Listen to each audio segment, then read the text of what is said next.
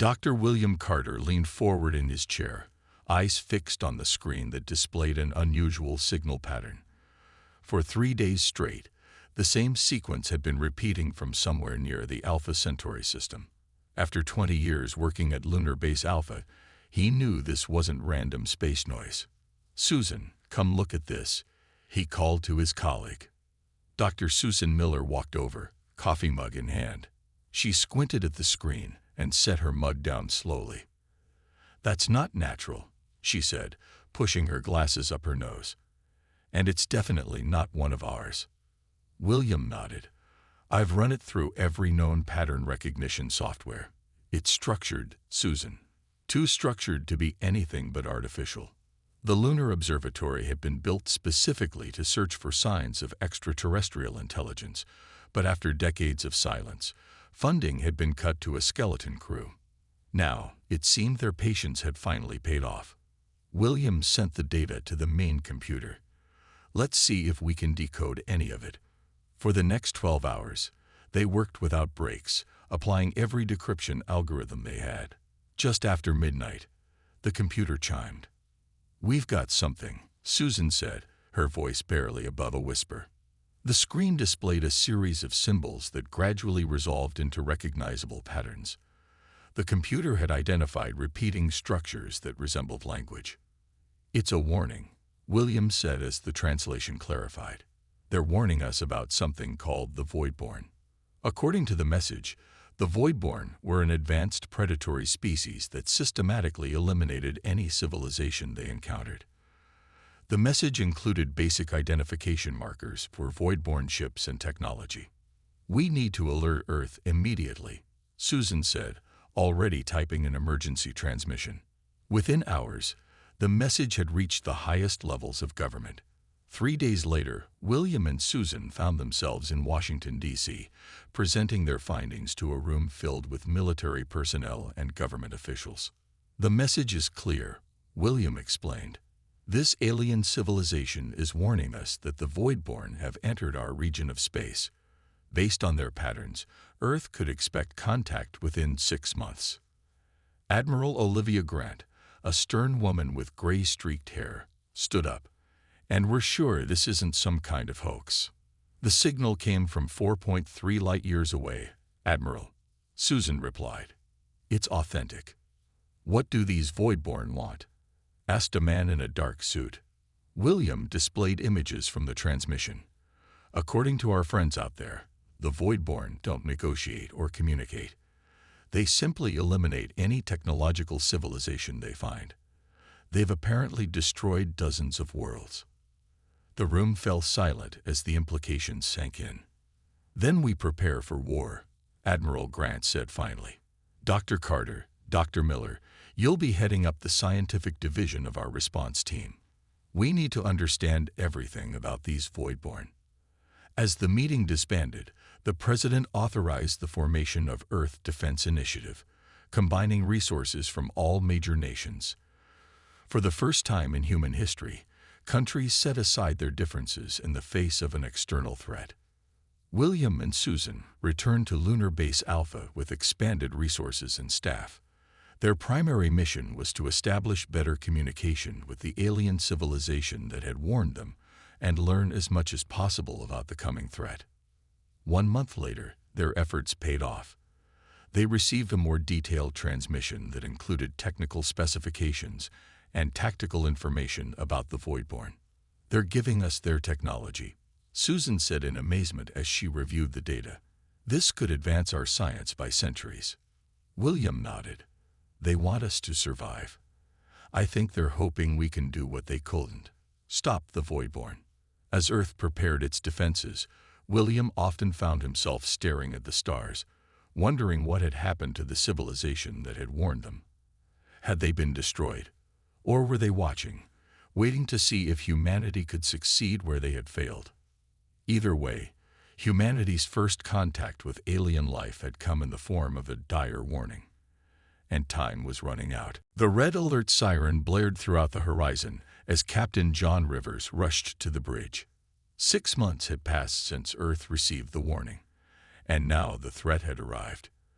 A void-borne scout ship had entered the solar system, bypassing the outer defense network without triggering a single alarm.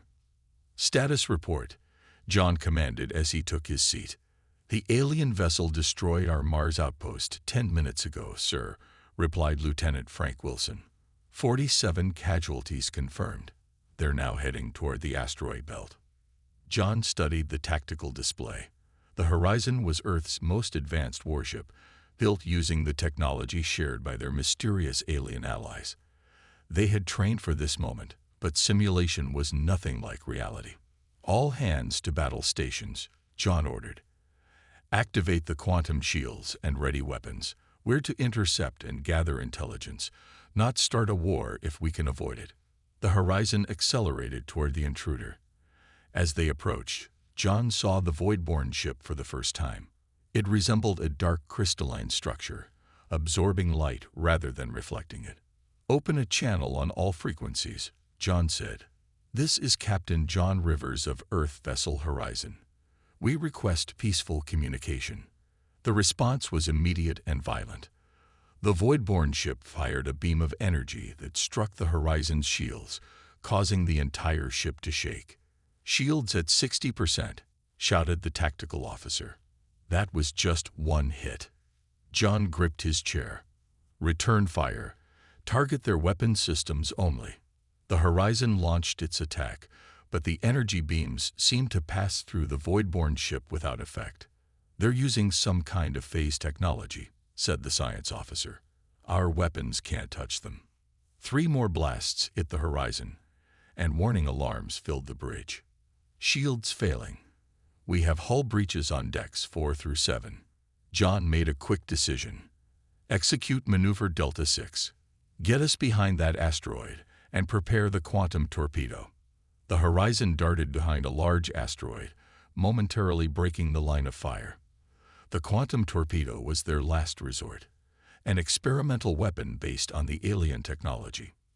"Torpedo ready, sir," Frank reported. "Fire." The torpedo phased through the asteroid and struck the void-borne ship directly. For a moment, nothing happened. Then the dark vessel shuddered as light erupted from within its structure. Direct hit. Their shields are down. But their victory was short-lived. The void-borne ship, though damaged, launched a swarm of smaller vessels. "Evasive maneuvers," John shouted, but it was too late. The swarm surrounded the Horizon, attaching themselves to the hull. The ship groaned as the smaller vessels began to cut through. "They're boarding us," Frank said, drawing his sidearm. The next 20 minutes were chaos. Void-borne soldiers, tall, armored figures with too many limbs, poured into the Horizon. The crew fought desperately, but they were outmatched. John led a counterattack to the main data core. "We need to protect our technology and gather whatever intel we can." As they fought their way through the corridors, John caught glimpses of the void-borne fighting style. Methodical, almost mechanical, but devastatingly effective. "Download everything about their weapons and shields," John ordered as they reached the data core. "Then wipe the system." The void-borne were closing in when Frank finished the download. "Got it, Captain. Initiate self-destruct sequence for the main drive," John commanded. "We're taking the escape pods." They battled their way to the escape bay, losing half their security team in the process. As the pods launched away from the dying Horizon, John watched his ship explode, taking dozens of void-borne with it. Only 3 pods made it back to Earth, carrying 17 survivors from a crew of 200. But they brought with them crucial information about the enemy's capabilities. In the debriefing room at Earth Defense Headquarters, John handed the data core to Admiral Grant. "This cost a lot of good people," he said quietly. "Make it count." The Battle of Mars, as it came to be known, was humanity's first direct encounter with the void-borne. It would not be the last. Samantha Walsh wiped sweat from her brow as she carefully extracted another piece of void-borne technology from the wreckage. 3 weeks had passed since Captain Rivers returned with the precious intelligence, and every scientist on Earth was working around the clock to understand the enemy. "I think I've got something here," she called to Alan Rodriguez, who was analyzing data at a nearby workstation. Alan hurried over, his eyes widening at the small crystal-like device in Samantha's hands. "Is that their navigation system?" "I believe so," she replied. "But it's unlike anything we've seen before. It doesn't use traditional circuits or programming." The laboratory, located deep beneath the Rocky Mountains, was filled with the remains of void-borne technology salvaged from the battle debris. Teams of engineers and scientists worked day and night, trying to unlock the secrets that might save humanity. Alan connected the device to their testing apparatus. "Let's see what makes it tick." As they ran diagnostics, something unexpected happened. The crystal pulsed with light when Samantha touched it, but remained dormant when Alan did the same. "That's odd," Samantha muttered, touching it again. Once more, it glowed in response. Dr. William Carter, who had been called in from Lunar Base Alpha to assist with the research, noticed their experiment and walked over. "Try having other people touch it," he suggested. They gathered 5 more researchers. The crystal responded differently to each person, glowing brightest for Samantha and one other scientist named Paul Jenkins. "It's responding to something in us," William theorized. "Maybe our neural patterns." They quickly set up an experiment, scanning the brains of everyone in the lab while they interacted with the crystal. The results were startling. "Look at this," Alan pointed to the screen. "Humans have a unique quantum neural signature. The crystal responds to it, almost like it's designed to be controlled by thought." William stared at the data in astonishment. "But it wasn't designed for humans. This must be an unintended compatibility." For the next 72 hours, they worked without rest, connecting more void-borne technology to their testing apparatus and monitoring how it responded to human neural patterns. "I think I understand now," Samantha said on the morning of the 4th day. "The void-borne use a kind of quantum computing that responds to consciousness, but our brains are somehow more compatible with their tech than their own." Alan nodded excitedly. "It's like finding out your brain can naturally speak a language that others have to learn." They immediately reported their findings to Admiral Grant, who called an emergency meeting of the Earth Defense Council. "You're telling me we can use their own technology against them?" she asked, leaning forward in her chair. "Better than that," Samantha replied. "We can improve it. Our neural patterns interface with their quantum technology in ways they never anticipated." Within days, the discovery led to a breakthrough. Human engineers began designing hybrid systems that combined Earth technology with salvaged void-borne components, all controlled through neural interfaces.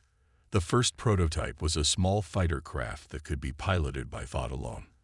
When Samantha sat in the test chamber and linked to the neural interface, the craft responded to her mental commands with perfect precision. "It's like the ship is part of me," she explained afterwards. "I don't just control it, I feel it."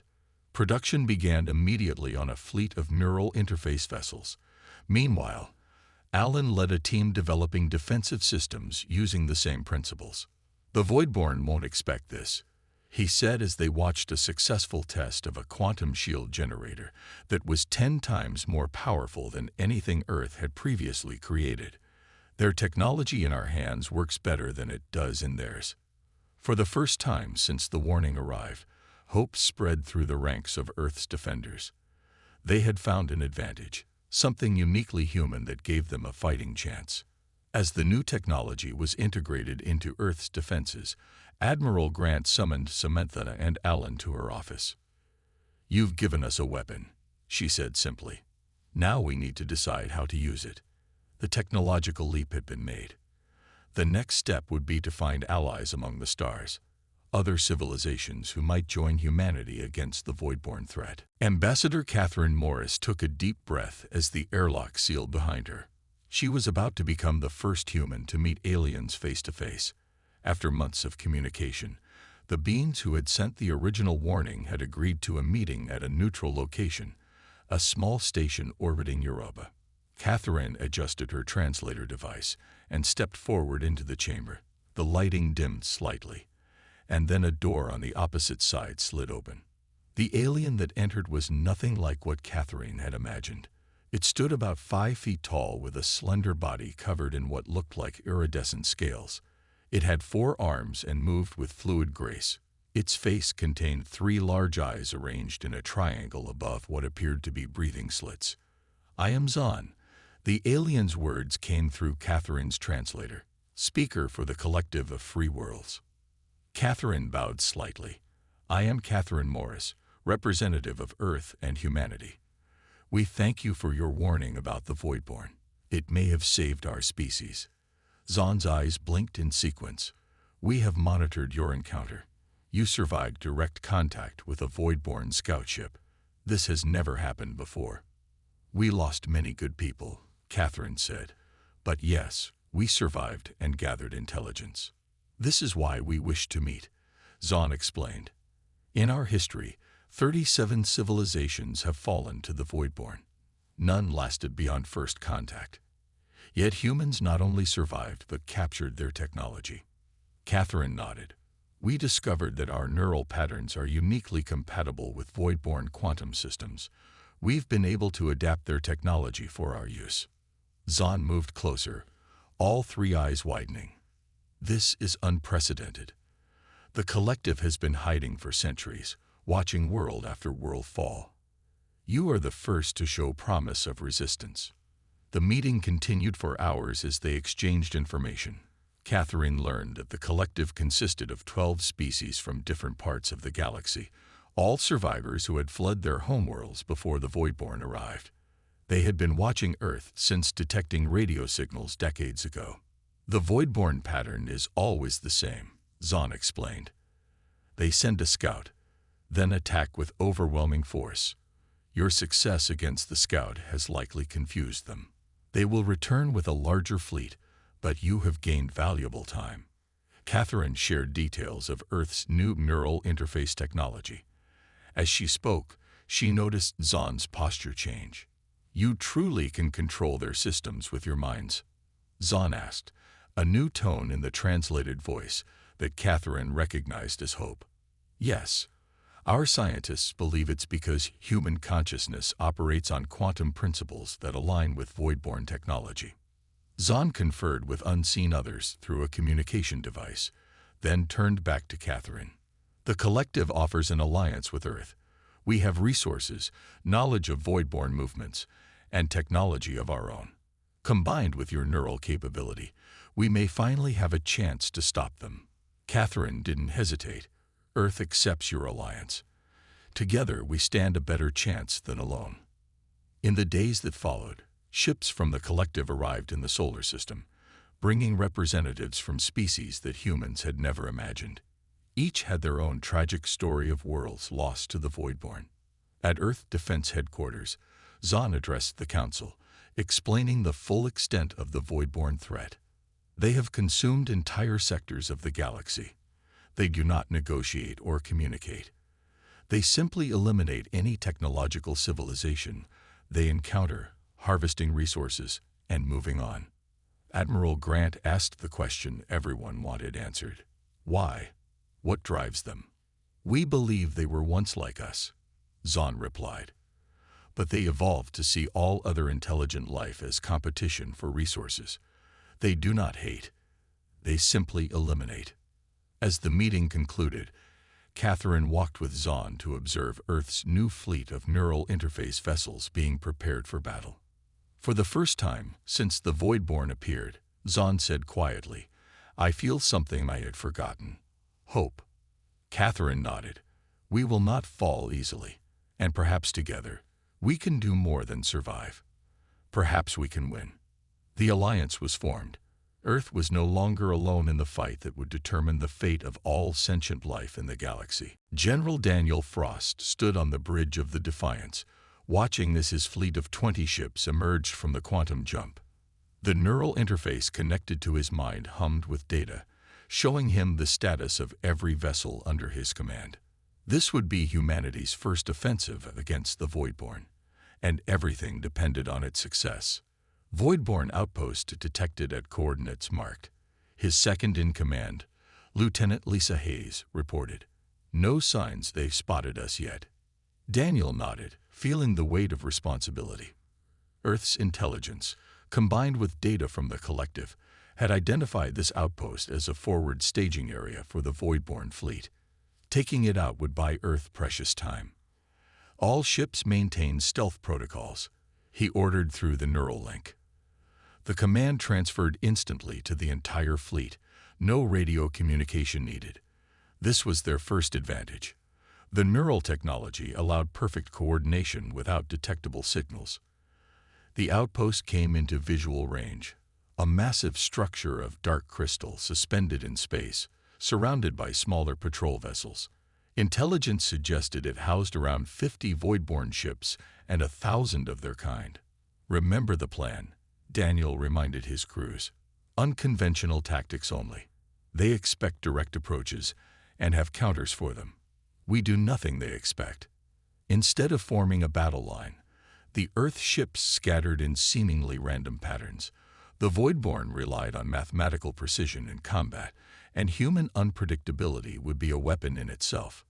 They've spotted us, Lisa announced. Patrol ships moving to intercept. Daniel watched as 5 Voidborn vessels approached. Spring the trap. 3 Earth ships that had powered down all systems suddenly activated, appearing behind the Voidborn patrol.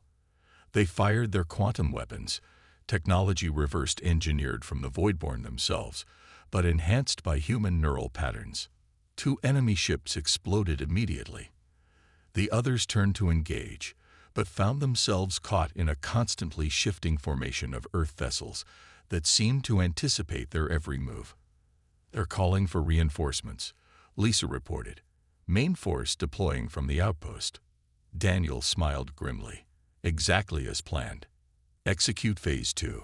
Half the fleet engaged the emerging Voidborn ships, while the other half, led by the Defiance, circled around toward the outpost itself.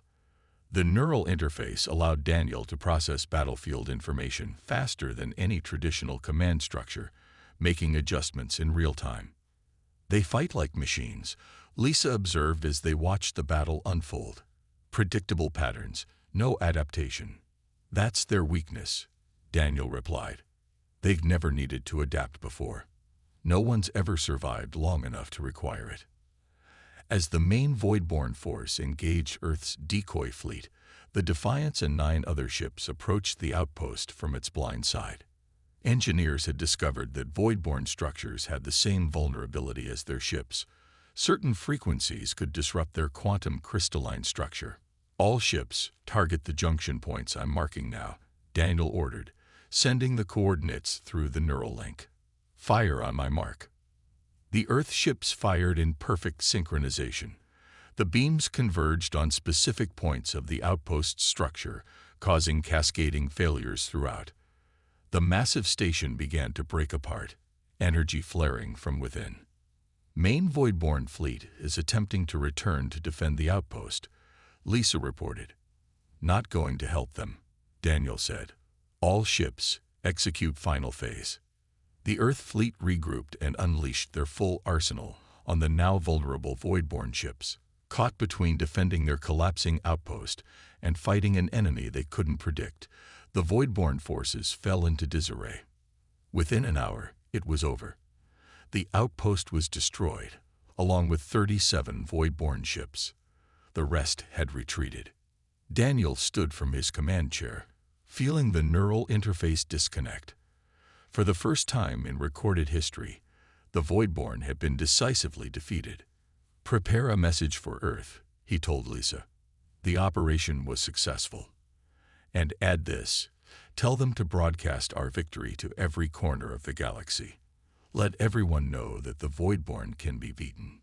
As the fleet prepared to jump back to Earth, Daniel looked at the debris field that had once been a Voidborn outpost. Humanity had just announced its presence to the galaxy in the most dramatic way possible. The real war was just beginning. But for the first time, there was genuine hope of victory. Admiral Olivia Grant walked through the holographic display of Earth's defense grid, examining every detail of their preparations. The victory at the Voidborn outpost had bought them time, but intelligence from the collective indicated that the main Voidborn fleet had changed course. They were now heading directly for Earth with over 300 warships. "They're taking us seriously now," she said to the assembled military leadership. "The element of surprise is gone." Colonel Ryan Jacobs nodded.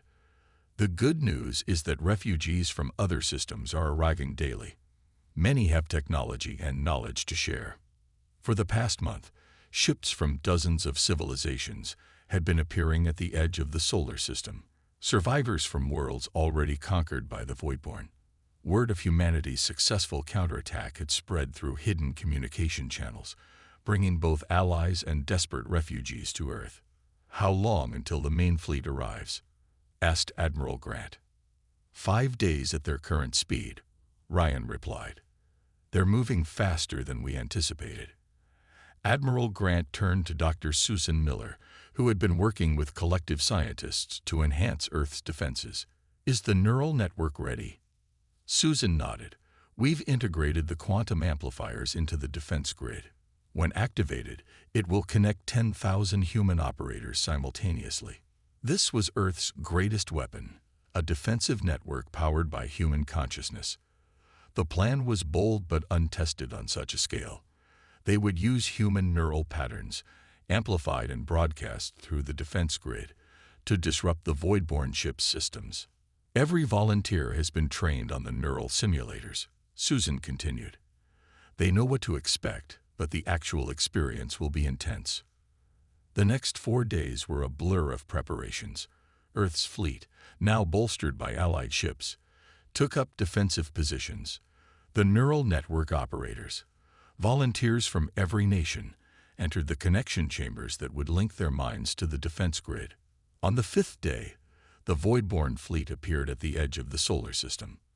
"They're forming attack patterns," Ryan reported from the tactical station. "Multiple waves designed to overwhelm our defenses." Admiral Grant took a deep breath. "Activate the neural network." Throughout the solar system, 10,000 humans closed their eyes as their consciousness expanded into the defense grid. For a moment, there was chaos as thousands of minds touched for the first time. Then, guided by training, they stabilized, becoming one interconnected system. The first wave of Voidborn ships approached Earth's outer defenses. As they came within range, the neural network activated. A wave of quantum disruption swept out from Earth, washing over the enemy vessels. The effect was immediate. Dozens of Voidborn ships lost power, their systems scrambled by the unfamiliar neural patterns that invaded their technology. Others began to fire erratically, hitting their own ships. "It's working," Susan exclaimed, watching the data feeds. "Their ships can't handle the human neural patterns." But the Voidborn adapted quickly. The second wave approached more cautiously, with modified shields. "They're learning," Admiral Grant observed grimly. "All fleet commanders engage with conventional weapons. Keep them from reaching the inner system." Earth's fleet moved to intercept, joined by the ragtag collection of alien vessels. What followed was the largest space battle in human history. Earth ships, guided by neural interfaces, fought with an unpredictability that confused the methodical Voidborn. Hours passed. The neural network operators grew tired, and some had to be replaced as they collapsed from mental strain. The Voidborn pressed forward relentlessly, losing ships but getting closer to Earth with each wave. "We're losing too many ships," Ryan reported as the 4th hour began. "They'll break through soon." Admiral Grant studied the tactical display, then made a decision. "Direct all neural network power to Sector 7. We're going to create a weak point and draw them in." As the Voidborn detected the apparent weakness in Earth's defenses, they concentrated their forces for a push through Sector 7. It was exactly what Admiral Grant had planned. "Now," she ordered, "full neural disruption pulse." The combined power of the entire neural network, focused on one sector, created a quantum disruption more powerful than anything they had generated before. It tore through the concentrated Voidborn fleet like a tsunami. Ships exploded or drifted powerless. The Voidborn formation collapsed into chaos. For the first time in the battle, the enemy began to retreat. "Continue pursuit," Admiral Grant ordered. "Don't let them regroup." 1 year after the Great Battle, Earth had transformed. The orbital shipyards never stopped working, producing vessels equipped with the neural interface technology that had proven so effective against the Voidborn. Below, cities had rebuilt from the limited bombardment that had broken through Earth's defenses. But most striking was the presence of aliens who now walked among humans, sharing knowledge and working toward a common goal. Dr. William Carter stood in the control room of the Quantum Beacon, humanity's most ambitious project since the Neural Defense Grid. For months, he and Dr. Susan Miller had worked alongside scientists from 17 different species to create a device unlike any before it. Final checks complete, Susan announced, looking up from her console. The beacon is ready. William nodded, feeling the weight of responsibility. Inform the Council we're prepared to activate. The Interspecies Defense Council had replaced Earth's old power structures, bringing together representatives from all civilizations that had joined what was now called the Alliance. They gathered in a chamber overlooking the Quantum Beacon facility, watching as the culmination of their combined efforts prepared to send its message to the stars. Admiral Olivia Grant, now Supreme Commander of Alliance forces, addressed the assembly. 1 year ago, we fought for survival. Today, we fight for the future of all sentient life. Zahn, now the official representative of the collective, stepped forward. For generations, we hid from the Voidborn. Humanity taught us that resistance is possible. The Council voted unanimously to activate the beacon. William received the authorization and turned to Susan. Let's make history, he said quietly. Susan initiated the sequence. Deep beneath them, the quantum core began to spin, drawing power from Earth's new fusion network. The beacon utilized principles discovered through studying Voidborn technology, but modified through the unique lens of human consciousness. Power at 40%, Susan reported. Quantum field stabilizing. On screens throughout the facility, they watched as energy built within the massive structure. Unlike conventional transmissions, the quantum beacon would send its message instantly across vast distances, regardless of light speed limitations. 70%, Susan continued. Neural interface online. William stepped onto the transmission platform and placed the neural interface on his head.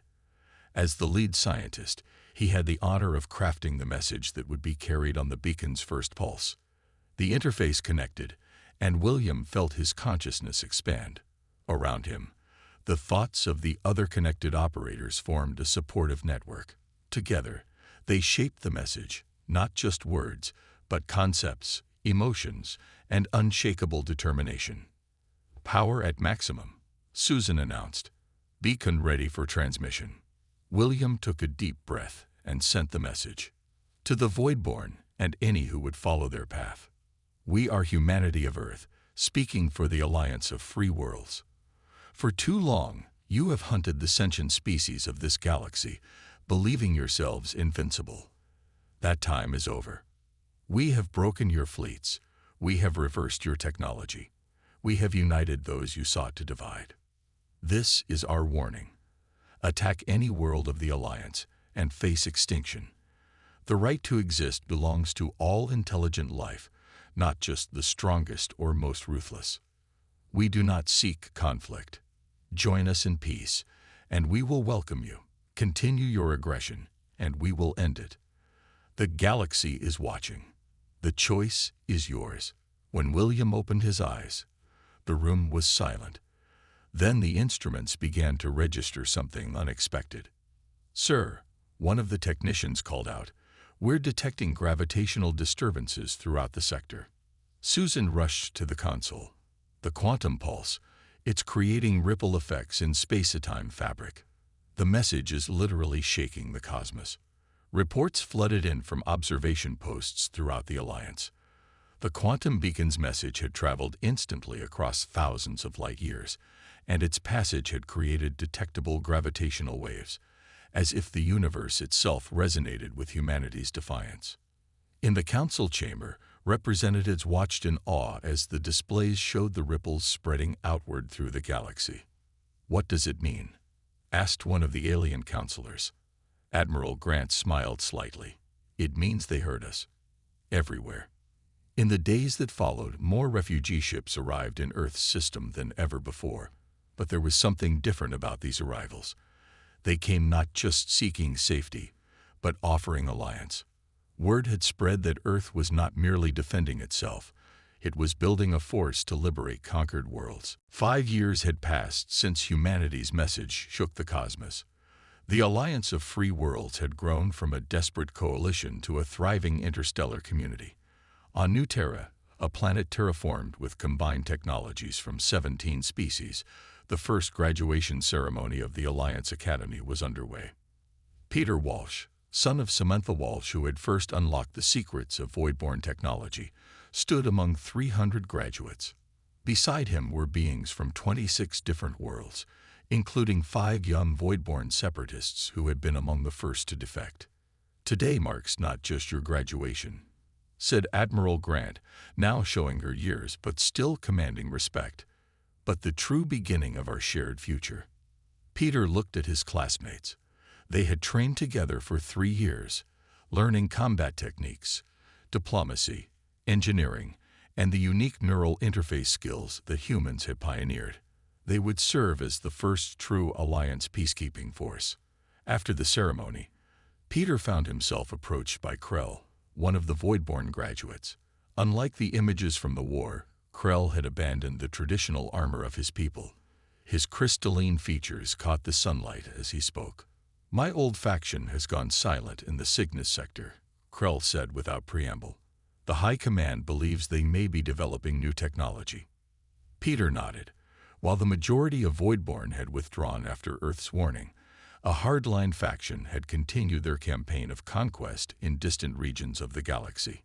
"The Horizon Aya is shipping out tomorrow to investigate," Peter replied.